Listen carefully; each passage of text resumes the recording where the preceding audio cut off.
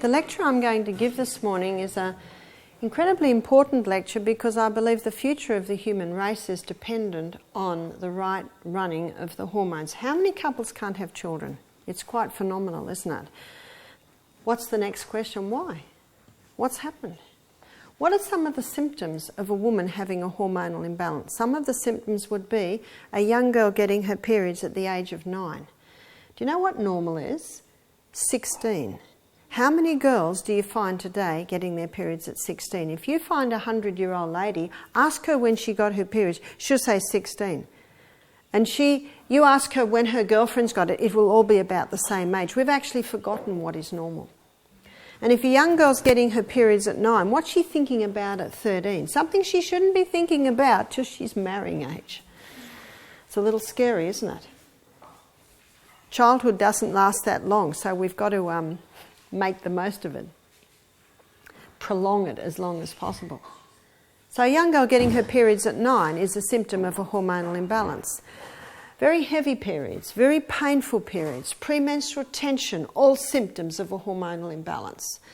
And then going a little bit further to endometriosis, to heart disease, to clots, to depression, breast cancer, uterine cancer, fibroids in the uterus, cysts in the ovaries. These are just some of the symptoms that a woman will experience with a hormonal imbalance. What about men? Men also can have a hormonal imbalance. What are some of the symptoms? One symptom will be, it's called PD, penile dysfunction, inability to hold an erection. The current figures now are 50% of men over the age of 40 cannot hold an erection. What's happening? Low sperm count. Homosexuality, too much of the female hormone. Prostate. We didn't know what the word prostate meant 20 years ago. It's almost a household name today, isn't it? Prostate. These are some of the symptoms that a man will have of a hormonal imbalance. What I'm going to show you this morning is how the monthly cycle should run. Then I'm going to show you what throws that cycle out. And then I'm going to show you how you can get the balance back. Notice that our sex hormones are made from cholesterol, very important lipid. If someone's on cholesterol-lowering medication, they can be having a hormonal imbalance because they haven't got the cholesterol to make the hormones. Did you know also that our vitamin D is made from cholesterol? So these are two problems people can have on cholesterol-lowering medication. From cholesterol, the body makes pregnenolone. From pregnenolone, the body makes progesterone, and it's from progesterone that estrogen's made, from progesterone that testosterone is made, and from progesterone that our adrenal hormones are made. Our adrenal hormones are like our stress hormones, our fight and flight hormones. You can see that progesterone's a very important hormone. What I've got down here is the monthly cycle, and I'm going to explain the monthly cycle like a dance, because it is like a dance. Different players come onto the stage at different times of the month. In this dance, progesterone will be one of the star players, and progesterone will be wearing a green dress, and progesterone's nickname is Happy Hormone. I don't know of anyone who doesn't want heaps of that. Do you remember what they said of Patch Adams? One of his problems was he had excessive happiness. Estrogen. Estrogen is going to be wearing a red dress, and estrogen's role in the human body is that of a cell proliferator. Cell proliferator basically means causes massive cell growth. It is estrogen that levels are high when a young girl is beginning to develop into a woman. So estrogen's very important, but estrogen is like fire and water, good slave, bad master. Don't we love fires in the cold weather? But we saw what fires did in Marysville, and don't we love water? We can't live without water, but on the news at the moment, they're evacuating thousands from Queensland because of the floods. And estrogen is like that. It's like carbohydrates. Carbohydrates aren't bad, but out of control they are. Estrogen's not bad, but when the estrogen levels go too high, that's when problems arise. Let's have a look at this dance. Let's have a look at the monthly cycle. Day 1 is the day that a woman begins to menstruate. Day 1 of the cycle, progesterone levels are low. So progesterone is backstage, so to speak. Day 1 of the cycle, estrogen levels are low. But by day 7, estrogen levels are rising up until day 11, where estrogen is now the star player in the dance. Let's go to the stage where the dance is being played out, which is the reproductive organs of a woman's body. This is the uterus, these are the fallopian tubes, they're the ovaries, that's the cervix, and this is the birth canal or the vagina. Let's have a look at what estrogen is doing this time of the month. Estrogen, with being a cell proliferator, is causing massive cell growth in the lining of the uterus, causing the blood nest to develop, for the possibility of a little egg and sperm might meet and it will nourish. Estrogen is also causing massive cell growth in the ovaries to cause an egg to develop. Estrogen is also causing massive cell growth in the glands that feed the birth canal, releasing a lubricant. By day 14, a fully developed egg bursts forth from the ovaries. The little fingers on the end of the fallopian tube pull the egg up into the tubes, and the tubes are ever moving, ever pushing that egg upwards. There is no need for estrogen anymore, and estrogen's been given the message, you can go backstage now. Your dance has finished. The little hole where the egg bursts forth develops a blister, and that blister is called the corpus luteum. I'm drawing it in green because it is the main site of progesterone production in a woman's body. Can you see how important it is for a woman to ovulate? Because when she ovulates, her corpus luteum is developed, and when it's developed, it is the main site of progesterone, happy hormone production in a woman's body. What other effect does progesterone have? Because by day 14, with the production of corpus luteum, or the development of corpus luteum, progesterone levels rise. So progesterone is now the main player in the dance. Progesterone has a ripening effect on the lining of the uterus. I liken progesterone to the plasterers and the painters, putting the finishing touches on the blood nest. Progesterone also increases a woman's mood, being the happy hormone, to the point of increasing her sexual desire at this time of the month. But progesterone also has an effect on the cervix. Let's magnify the cervix and I'll show you what's happening. The cervix usually looks like this with its two lips and a mucus plug. Under the effect of progesterone at this time of the month, the mucus plug goes, the lips come up a little bit tighter, but not only that, a special form of lubricant is released around the cervix. This lubricant is specifically designed to facilitate the entry of sperm up and into the uterus. So you can see the stage is set for the entry of man. Let's say man enters. What happens? Did you know that between 200 and 500 million sperm are released with one ejaculation? And some of the time half comes out, which means you're left with about half of that amount. If the sperm meet this cervix, they have a fair bit of trouble getting in. If the sperm meet this cervix, as soon as they hit that special lubricant, it almost grabs them and shoots them up into the uterus. And they've got a long journey. And some of them go down the wrong road. And some of them go down the right road. The ones that go down the wrong area, they basically die and get absorbed and taken away through the bloodstream.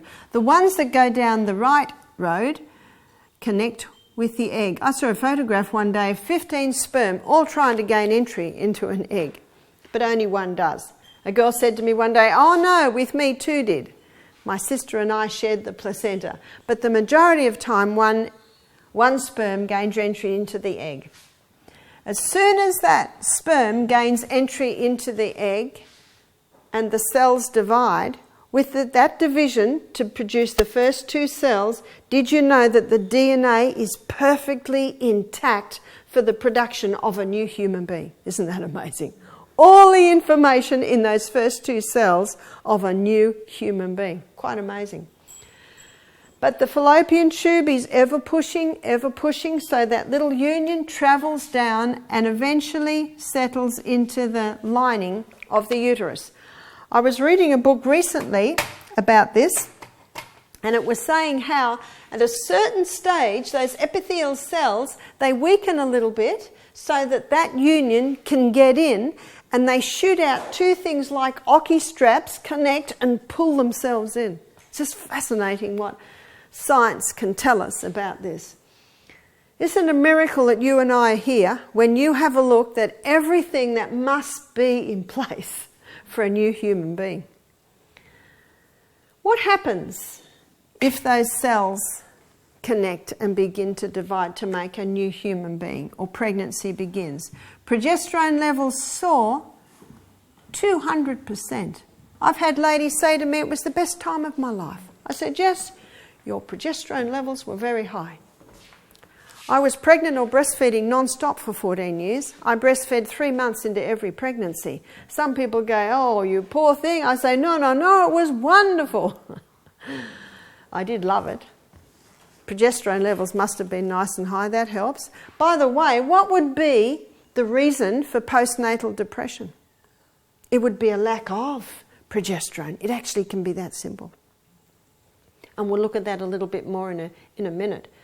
But let's say the connection did not happen. By day 26, progesterone levels are dropping. By day 26, estrogen levels too are dropping right down. So progesterone and estrogen now are going backstage. When both of those levels drop, the blood supply to the uterus cuts. And when the blood supply cuts, the blood nest comes away. And once again, we are at day 1 of the monthly cycle. Let me tell you something about sperm before we go on. How does sperm survive? Because it is an alien to a woman's body. Well, when sperm goes through the prostate gland of a man, it takes on an immune suppressant property. So that when sperm goes into a woman's immune system rises to attack. The immune suppressant property of sperm knocks her immune system back and survives. But did you know that woman's body has memory? And every time her husband enters her, the immune system rises and goes, oh, it's okay, it's husband. We'll just stand back. But can you see how dangerous it can be when a woman has multiple partners? It can really knock back her immune system. What about a pap smear? A pap smear is a little graze or a nip taken out of the cervix to test for abnormal cells. Let's say a woman has a pap smear. That night she is intimate with her husband. The team that has come to the aid and to heal that little scrape, when sperm enters, they basically have to stand back because they cannot function in the presence of sperm because of the immune suppressant property. And let's say it happens in the evening, in bed, and the woman does not rise till the morning. Because the sperm lays there all night, the team can't get back on healing the cervix. Now let's say she's not till the morning. Let's say she's a very sexually active woman. It's happening 2 nights out of 3. 6 months later, she has a pap smear and they just happen to take it on the same area, abnormal cells. What caused the abnormal cells? The first pap smear that was never able to heal. A woman should be told that for 4 weeks after a pap smear not to allow sperm to enter her. Would it take 4 weeks to heal? Not in a healthy woman. But there are some women who don't walk, who don't eat natural food, who don't drink their water, who are having too much coffee, too much wine, too many cigarettes. It would take 4 weeks in that woman. So 4 weeks is said basically to cover women whose bodies aren't functioning effectively. One lady said, my husband couldn't wait 4 weeks. I said, well, he has to wear a condom or use withdrawal method. The sperm must never enter it to allow that wound to heal. That's how the monthly cycle should run. But in many people, it is not running like that. Why? Newton's third law of motion states that to every action there is an equal and an opposite reaction. What has happened? That this cycle is being disrupted. Number one, let's make a list of what is causing a disruption of this cycle. The proverb goes even so far as to say the curse causeless shall not come. In other words, no problem happens without a cause. Well, it happened in 1957. It began in 1957. Women wanted to be able to have sex without falling pregnant, and so the contraceptive pill was introduced to women. Men and women are and will continue to pay a very high price for this so-called sexual freedom. What is the pill? The pharmaceutical companies grow acres and acres of Mexican wild yam. From Mexican wild yam, they can extract a phytochemical called diosgenin, and in a laboratory, diosgenin can be converted to progesterone. It's called progesterone because it has an identical molecular structure to the progesterone that is made in a woman's body. But they can't patent that. You can only patent something new. That's why the pharmaceutical companies can't patent sodium bicarb, yeah? It's just a naturally occurring substance. So they add a few more atoms to one area and come up with a synthetic estrogen. A few more atoms are added to another area and synthetic progesterone is created. These synthetic hormones are what is in the pill, and when those synthetic hormones are fed into the biochemical pathway that your body uses to make its own hormones, it causes a slight disruption, and that's what they want. And the body thinks, what's this disruption? Must be pregnant. So the body stops releasing the egg, and the woman doesn't fall pregnant. And if the woman stops releasing an egg, what's not made? Corpus luteum is not made. Month after month on the pill, what's happening now is, you see, progesterone's your number one hormone, estrogen number two. Month after month on the pill, what's happening to progesterone? No ovulation, no corpus luteum made, no progesterone. Month after month on the pill with its synthetic estrogen, what's happening to estrogen? Good slave, bad master is now the master. And it is this situation called progesterone deficiency, estrogen dominance, that is causing all the problems that we are seeing. What does the cycle look like now? Estrogen's far too high, progesterone is far too low. And what does the woman feel like 1 week before her monthly cycle? Watch out, she'll bite your head off. It's called premenstrual tension. The part of time of the month where the progesterone should be high is not there. I said to one lady, do you have premenstrual tension? She said, no, I just hate my husband for a week every month. She's got it. How many women think it's normal and how many men think it's normal? I've got some good news today. It's not normal. I'm going to show you how that can be turned around. A lady rang me up. She said, thank you for giving me my daughter back. Her daughter grew horns at the age of 13. How often do you see that? It should not be. And how many women? See, I'm a baby boomer. I was in my 20s in the 70s. Every girl I knew was on the pill. No one questioned it. Now the baby boomer women, our daughters are in their 30s, their late 20s, and it is that generation that you are seeing these huge problems. You see, if a woman's on the pill before she gives birth to her baby, that man or woman child will be born with hormonal imbalance.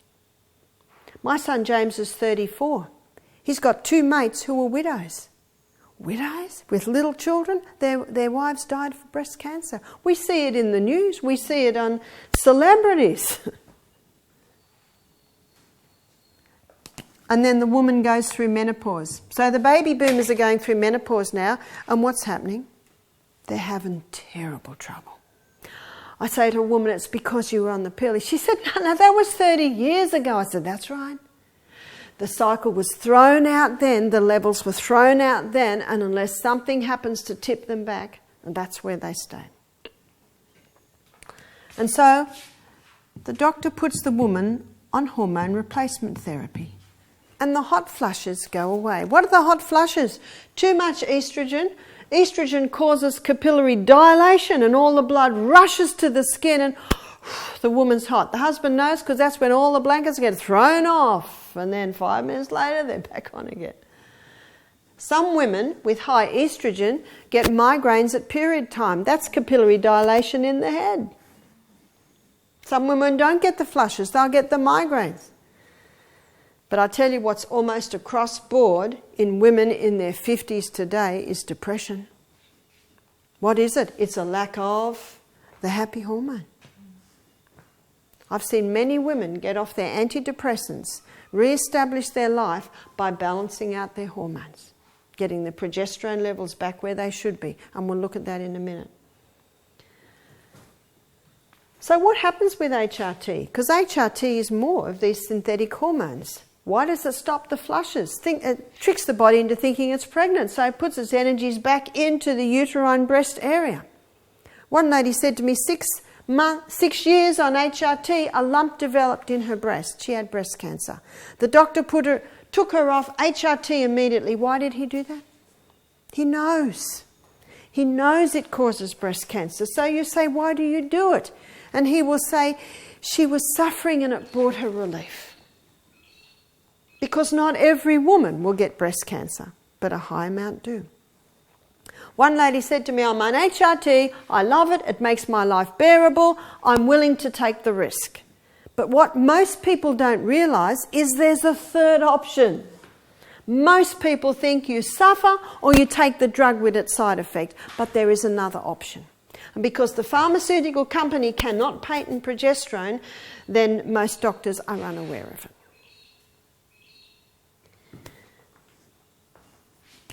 Number 2, because there are some women that have never been on the pill and whose parents have never been on the pill. There's more. What causes a chicken to fully develop at 5 weeks of age? It is the growth stimulants. But they will say, well, there's no growth stimulants today. No, they've genetically modified the chooks so they just grow huge. They're still getting that growth stimulant. What about fish? Well, when you've got 80% of the women in Australia just about are on hormone replacement therapy or the pill, some sort of hormone treatment, they go to the toilet, the sewage goes out to sea, the breakdown from those metabolites create estrogen, an estrogen metabolite, the fish eat it. We've got female fish with male tendencies, we've got male fish with female tendencies, and then who eats the fish? The human, and so they're getting it back again. Well, what about lamb? What about cattle? Well, by law, Australian cattle farmers are not allowed to give their cattle growth stimulants. But we had a cattle farmer's wife here a year ago. She said once a fortnight the pharmaceutical companies knock on their door. They knock on her door and they know that they don't use it, but they're still knocking on the door. How much are they knocking on the door of the ones that do it? Because she said, we know they do it. But they stop it 5 months before market and it's not picked up in the blood test. And she told me that Australia is exporting meat, they're testing the tissues overseas, finding the growth stimulants, and they're sending the meat back. I don't want to think about where that meat goes. So if it's in the meat, it's in the product. Lentils are sounding more attractive all the time, aren't they? We're going to show you how to make them taste fantastic. Number 3, plastics. It's a plastic age, isn't it? Plastics are big today. I'm reading a fascinating book at the moment. A Canadian girl gave it to me. It's called Slow Death by Rubber Duck. And the fascinating story about how this group of women in Toronto, America, they campaigned to have the nasty plastics taken out of babies' bottles. Only there. That's a little scary, isn't it? You see, what gives the softness to plastic bottles is nonylphenols. And that is why the dashboard of new cars, it doesn't crack anymore. Remember when the dash used to crack? It doesn't now. It's got nonylphenols in it. And most plastic bottles have that softness. there's another phenyl that's called bisphenyl A. It's called BPA. And that's the one that you'll find lining the tins, lining plastic tins. Estrogen has a phenyl ring. Nonyl phenols and bisphenyl A all have the phenyl ring. And that phenyl is the key that unlocks the door into the estrogen receptor site on the cell. So when plastics are not so much consumed, but the food that touches them or is exposed to them, the person is taking those estrogen mimickers in. Let me just show you here the effect of the different estrogens. So here is an estrogen receptor site. So we only need 3. This is a cell, 3 cells with 3 estrogen receptor sites. And I want to show you the difference between the different estrogens. This is a xenoestrogen. So your xenoestrogens come from your plastics, come from your herbicides, insecticides. You know what side means? It means to kill. So when a person's eating a lot of food that is grown with herbicides, insecticides, they're getting this, and also your chemicals. And many Australians are killing themselves with what they're cleaning their bathrooms, what they're washing their clothes in. Tomorrow night you'll see a DVD called Is Your House Killing You? It's a real eye-opener in all of these areas. Called xenoestrogens. They are 20,000 times stronger than human estrogen, so they're about that big. Here's human estrogen. And human estrogen, it just sits like this in the receptor site, and it's 20,000 times stronger than plant estrogen or phytoestrogen. Phyto means plant. Where do you get your plant estrogens? In your greens, your red clovers, your soy. So how big is it? It's only a little slip of a thing that just sits into the receptor site like that. Now when xenoestrogen comes in, which is actually 400,000 times stronger than the plant, it doesn't knock, it's got the key. It's got the key in these phenols and it just comes in whether you need it or not. Whereas plant estrogen, found in the soy, it's synergistic. Synergistic means it works with the body. It comes to the cell and it knocks. Excuse me, can I come in? Cell says, please don't, we've got enough. Phytoestrogen says, well, I'll just sit at the door. And as a result, it protects against these guys. But if it knocks on the door and says, can I come in? And the cell says, we're a little low, please come in. That's the beauty of plants. They work with your body. Drugs do not do that. Drugs say, I'm coming in whether you need me or not. Drugs never cure disease. They interfere with the body functions. Let me show you the soybean grown in America today. Here it is. It's called Ready Roundup. Why is it called Ready Roundup? It's been genetically modified to resist Roundup. That's a bit scary. And so if a human being eats that soybean, it can cause disease by interfering with your DNA. A farmer in America told me one year, he said they spray 5 times. 5 times before harvest, they spray the soybean field. He said all the weeds die and the soybean keeps growing. That's scary, isn't it? That soybean has not only been genetically modified, but it's got 5 doses of the xenoestrogens in it, the chemicals, the asides. If a human being eats that soybean, they're in trouble. As far as the east is from the west, is that soybean to a non-GMO organically grown soybean. It's a pity to throw the baby out with the bathwater. Asians have been enjoying the wonders of soy for centuries. Soybean contains more potent anti-cancer properties than any food on the planet. If you buy organic, you can be guaranteed it's not genetically modified. If an organic farmer uses genetically modified seed, he uses his status, and Dell knows that. Dell's an organic farmer. You can even buy them in the supermarket. You just read in the paper, if you've got breast cancer, prostate cancer, don't eat soy. Don't eat soy? Which soy? Don't eat that soy, but eat that soy, that will help you heal. Do you ever read in the newspaper, if you've got breast cancer or prostate cancer, don't use plastics, don't use insecticides, herbicides, don't use chemicals? You will never read that. You have to be careful what you read in the newspaper.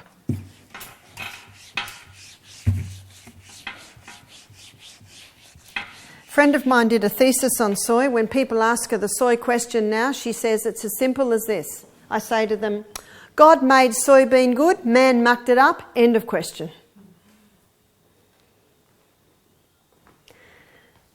So you can see when people are having the hormonal imbalance, it could be one of these, it could be two, it could be three. In every case, I find there are different threads that are coming together to create the situation. Get the chemicals out of the home. They're dangerous. Have a chemical-free home. You'll be the winner.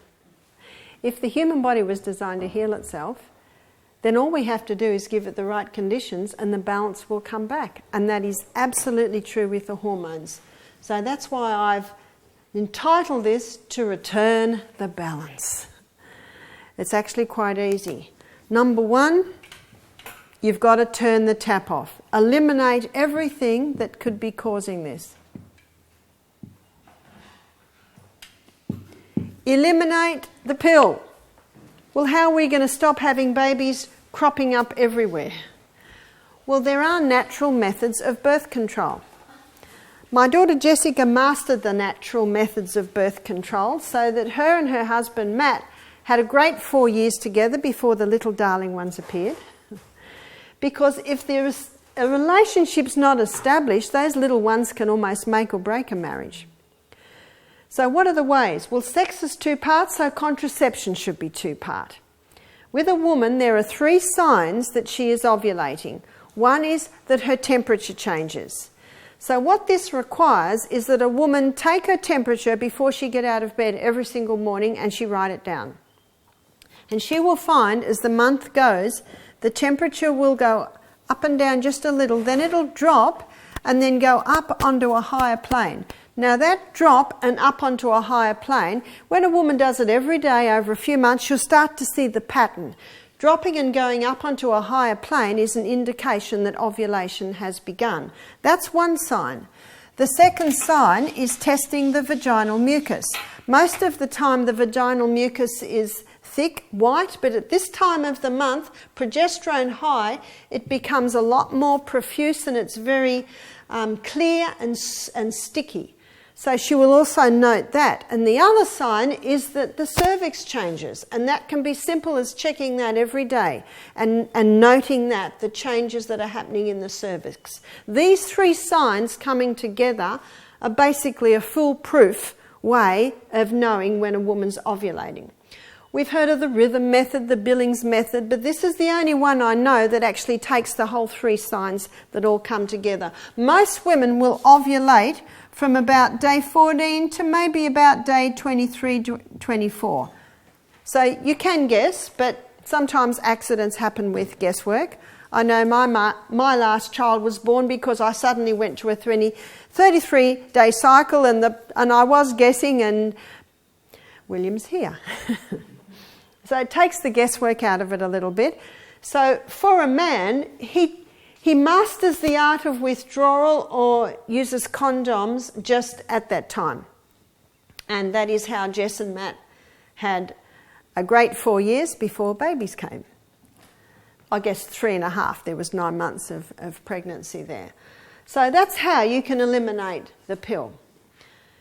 My daughter Jessica says it like this. She says women should be taught that they're born with a treasure. This is my romantic daughter's way of explaining it. They're born with a treasure and they're sacred. They're to sacredly guard that treasure. They're not to let robbers take the treasure or they'll just stomp it into the ground and won't value it at all. And she is to present her treasure to her king, the man that has just promised to lay down his life for her in the wedding ceremony on the wedding night. And he will treasure her treasure. Beautiful illustration of maybe keeping that till the wedding night. I say sex is the cherry on the cake. It's fantastic, but leave it as the cherry on the cake because the best time is with someone that you love very much. So it's also education. It's also educating young people in that way. HRT. I had a lady come and do our program who'd been 25 years on HRT. After 6 months of adhering to this balancing program, she was off HRT and she was balanced and doing very nicely. Eliminate the meat. If a person wants to eat meat and its product, it must be organic. I do not believe at this stage in 2012 on planet Earth that there's an option. It's just too dangerous today because of what is happening to the meat, what's being given to the meat, what they're being fed, how they're killed, the whole lot. Not only that, how it's stored. There was a 60-minute show a couple of years ago showing green meat and showing you pour this chemical on, it fizzes up and it goes red, and then a little bit scary, isn't it? Lentils are sounding more attractive all the time. Eliminate the plastic. I think it's impossible to eliminate plastic. Such handy stuff. But just become aware of your safer plastic, your plastics that doesn't have the nonylphenols in them. The harder plastic usually doesn't have the nonylphenols in it. You've got to read your labels, go to glass, even go to the second-hand shop. They've always got a huge box of big glass jars right up the back. You can also get Pyrex containers with Tupperware lids. The problem is when the plastic's heated. So if you've got a hot leftover stew in your little Pyrex, put a little china plate on top till it cools and then maybe put your plastic lid on top. You can pay 10 cents in Target and get a starch plastic bag. When I was in Samoa a few years ago, all their plastic bags are biodegradable. I thought, well, if Samoa can do it, why can't we? But that was 8 years ago, and there's a lot more biodegradable plastic happening today. So just be very mindful of that. I think one of the scariest things is when children are being fed altered cow's milk, which is what all your S26, etc., are, in plastic bottles heated up in microwaves. That's a little scary. Those babies will all be having endocrine problems by about the age of 9 and 10. That's why education is powerful. And it was exciting reading in Toronto, all these ladies with their little prams and slings making this protest against the phenols in the babies' plastic bottles. And it was basically, and they're not there now. It's just often getting someone who'll actually pull all that together, isn't it? And they always make a decision quickly when the babies are crying and running under the table and let's get this over and done with. Aside, side means kill, go organic. The more people in Australia that demand organic, the more organic there will be.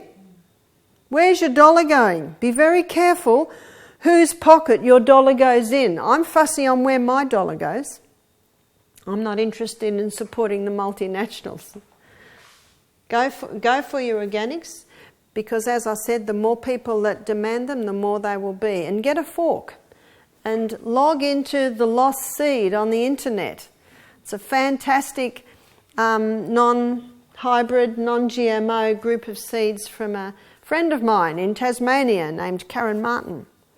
And I have never had such a strike rate with these seeds, 99.9% strike rate with the Lost Seed. And with every packet you get, she'll give you the whole history of where this lettuce came from or where this... And it's beautiful food.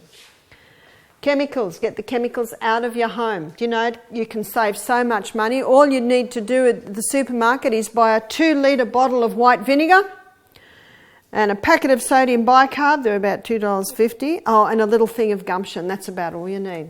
We had a green cleaner do our program. She said, I use 3 products, sodium bicarb, vinegar and Enyo cloths. You know, the microfiber cloths? So that's all she uses. Well, what do you use for antibacterial? We don't need antibacteria unless we've got bacteria. And it's only there if the house is not clean. Most people are killing themselves with these antibacterial. How many bugs are in the hospitals today are immune to all the antibacterials?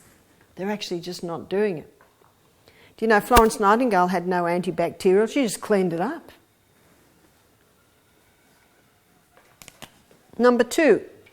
Your liver has the ability to detoxify you from excess estrogen. So part of getting the balance back is getting rid of the excess estrogen. Your liver takes estrogen down one of two pathways. One pathway is the hydroxy-2 pathway. The other pathway is the hydroxy-16 pathway.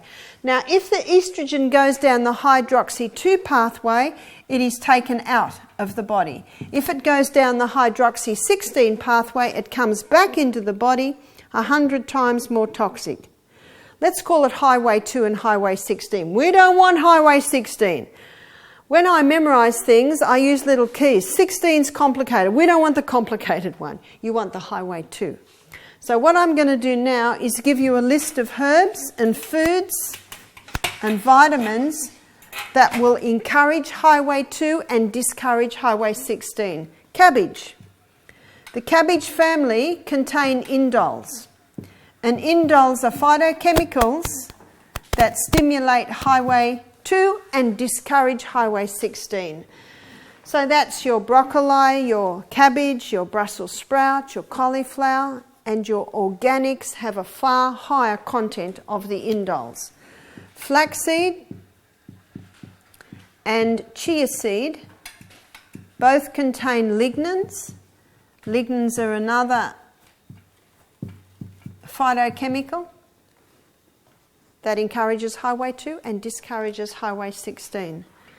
Licorice. I'm not talking about Darryl Lee, I'm talking about the herb licorice.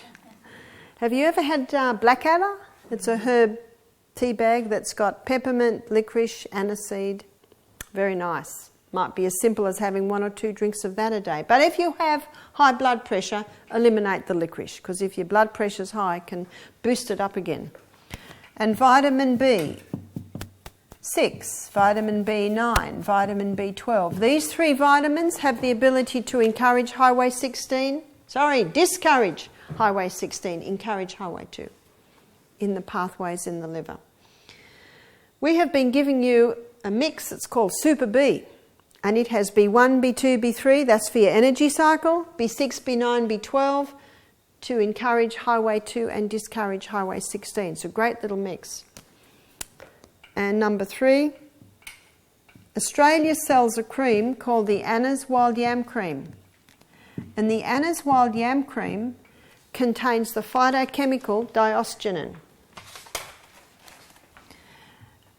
And when diosgenin is absorbed through your skin to the fat cells, which is what you do with this cream, it stimulates the biochemical pathway that your body uses to make its own progesterone. The wild yam cream doesn't contain progesterone, but it has the starting blocks to stimulate your body to make its own. You'll find on the website some people will claim it's only the progesterone cream that you can use. It's illegal to prescribe progesterone cream in Australia. It's illegal to sell it. In America, you can buy it off the shelf. But when I go to America every year, I meet women who've been on this progesterone cream for a couple of years and it's not doing it. That's because if you put something into the body that the body makes, the body gets lazy.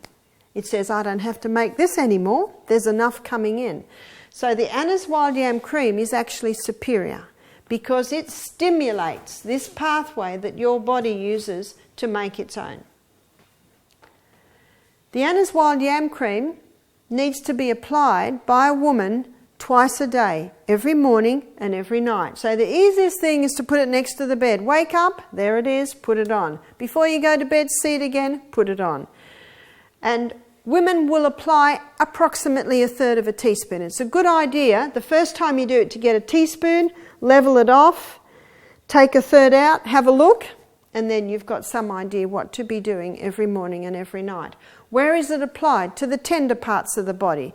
Maybe the face this morning, the neck tonight, the chest tomorrow morning, inside of arms another time, abdominal another time, inside of thighs another time. You alternate the spots. And a woman will apply it 3 weeks a month. If a woman is menstruating, she applies it for the 3 weeks that she is not menstruating. So you will see the 3 weeks she applies it is the time that the progesterone is naturally high.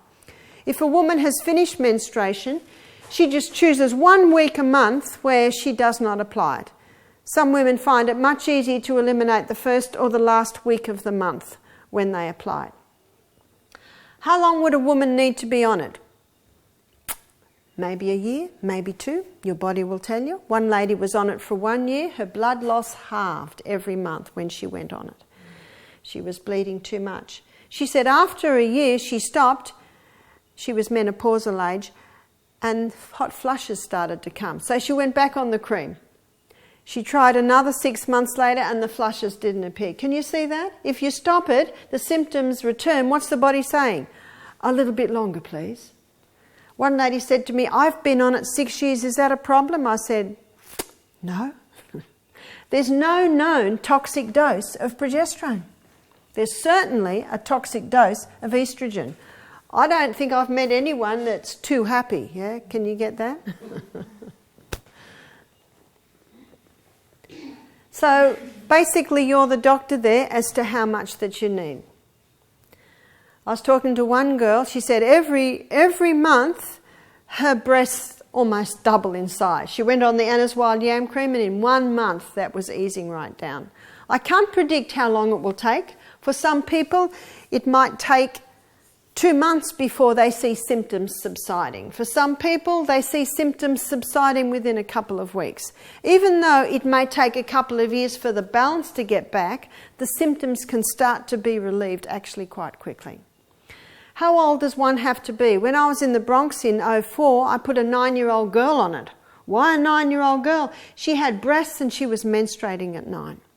That's a symptom of the hormonal imbalance. I met a woman in her 90s who was on it. Why was she on it? Well, she had osteoporosis and progesterone stimulates bone-building cells. So if you're between 9 and 90, you're eligible. What about men? Because men are not cyclic, they apply the cream once a day and they don't have a break. So they would apply it maybe every morning like aftershave. You see, progesterone is the precursor for estrogen and testosterone. So whether you be man or woman, it's progesterone that needs to be stimulated, which will bring the balance. One man was scared to put the cream on his wife or touch her because he thought he might become feminine. No. It's progesterone that's stimulated, which balances the estrogen and testosterone. You don't need to know if it's high or low. Just take the wild yam cream, it'll stimulate the progesterone and it'll bring the balance. What if you take the Anna's Wild Yam cream and there's not a problem? No problem at all. But I would say most people I meet have an imbalance. And it all came around the time that the pill was introduced, the plastics were introduced, the stimulants were given to the animals. It's all coming in around that time. Number 4 is the 8 laws of health. And we will begin to explore the 8 laws of health tomorrow. Basically, in a nutshell, it's breathing fresh air. It's having a bit of sunshine every day. It's stopping anything coming into the body that will harm it. And I have found when women drink coffee and take sugar, it throws the balance out. One lady got all her balance back.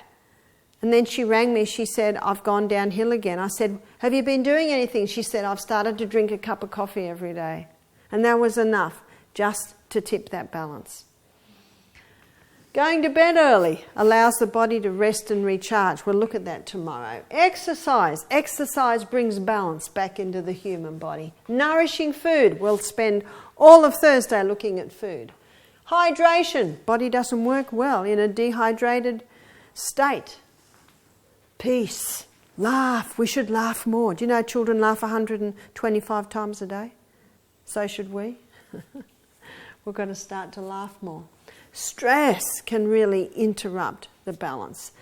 You see, those 8 laws of health are the foundation. And I have found when women start to implement all this in their body and keep that 8 laws of health, it works. In fact, if a woman is taking the wild yam cream and it's not having the effect that she wants, the detective has to go on. Is there something that's just holding her back a little bit? Is it that simple? Aren't you glad it is? It is that simple. And it's that simple because the human body has been designed to heal itself. And if it's been designed to heal itself, all we have to do is give it the conditions and it will happily bring the balance up and begin to heal you. Thank you for your attention. Tomorrow we're going to look at our first 4 laws of health and have a look at the incredible and powerful ramifications of breaking and keeping those laws.